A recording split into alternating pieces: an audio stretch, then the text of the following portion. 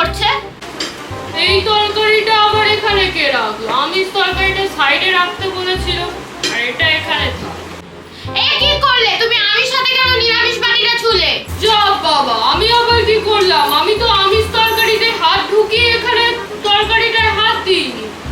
আরে আমিষ হাতে তুমি নিরামিষ তরকারিটা ছুলে, তাহলে ওটা এখন আমিষ হয়ে গেল। এবার আমি কি করে খাবো ওটা? আমি শুধু বাটিটাই সরিয়েছি। একেবারে যা তালো। ঠিক আছে, দাঁড়াও, আমি এক্ষুনি ঠিক করে দিচ্ছি।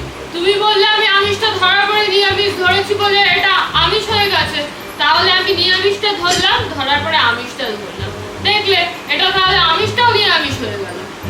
পাগল লোকজন।